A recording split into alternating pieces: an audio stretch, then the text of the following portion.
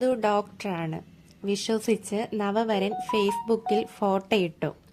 വൻ ട്വിസ്റ്റ്, 32കാരി വിവാഹ തട്ടിപ്പിന് പിടിയിൽ. ചിത്രത്തിൽ കാണുന്നത് നിശാന്തിയല്ലെന്നും തന്റെ ഭാര്യയായ മീരയാണെന്നും പറഞ്ഞ് മറ്റൊരു യുവാവ് പോസ്റ്റിൽ കമന്റുമായെത്തി. ഇതോടെയാണ് കഥയാകെ മാറിയത്. ചെന്നൈ, തമിഴ്നാട്ടിൽ വിവാഹ തട്ടിപ്പുകാരിയായ 32കാരി അറസ്റ്റിലായി.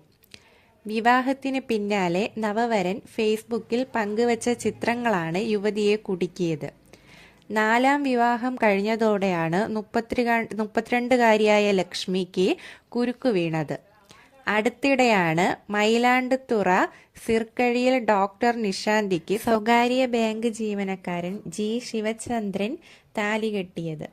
ആർഭാടപൂർവമായിരുന്നു വിവാഹം.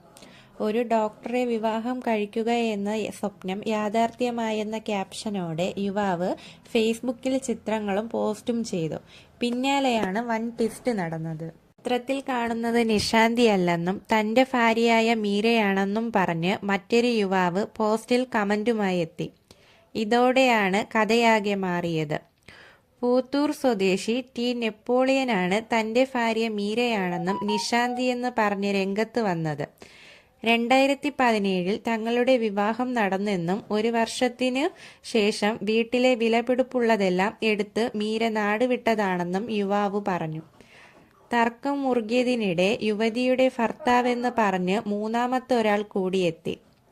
കടലൂർ ചിദംബരം സ്വദേശിയായ എൻ രാജൻ ഇതോടെ ശിവചന്ദ്രൻ യുവതിയുമായി പോലീസ് സ്റ്റേഷനിലെത്തി. അപ്പോഴാണ് തട്ടിപ്പ് പുറത്തു വന്നത്. യുവതിയുടെ യഥാർത്ഥ പേര് ലക്ഷ്മിയാണെന്ന് ചോദ്യം ചെയ്യലിൽ മനസ്സിലായി. 2010 പഴയൂർ സ്വദേശി സിലമ്പരാശാനുമായി ആയിരുന്നു ലക്ഷ്മിയുടെ ആദ്യ വിവാഹം. ഇവർക്ക് 2 മക്കളുണ്ട്. വിവാഹം കഴിഞ്ഞ് കുറച്ച് വർഷങ്ങൾ കഴിഞ്ഞ് സിലമ്പരാശാൻ മരിച്ചു. ഇതോടെ മക്കളെ വീട്ടിൽ ഏൽപ്പിച്ച് ലക്ഷ്മി നാടുവിട്ടു. പിന്നാലെ ഈ റോട്ടിലെത്തി മറ്റൊരു പേരിൽ 2ാം വിവാഹം നടത്തി. കുറച്ചു മാസങ്ങൾ കഴിഞ്ഞ് ഭർത്താവിന്റെ പണവും സ്വർണവും കവർന്ന് ഈ റോട്ടിൽ നിന്ന് ലക്ഷ്മി മുങ്ങി. പിന്നെ പൊങ്ങിയത് കടലൂരിലാണ്. അതിനുശേഷം 3ാമത്തെ വിവാഹം കഴിഞ്ഞപ്പോഴാണ് ഫേസ്ബുക്ക് പണി തന്നത്. ഭർത്താക്കന്മാരുടെ പരാതിയിൽ അറസ്റ്റ് ചെയ്ത ലക്ഷ്മിയെ മയിലാടുതുറ കോടതിയിൽ റിമാൻഡ് ചെയ്തു.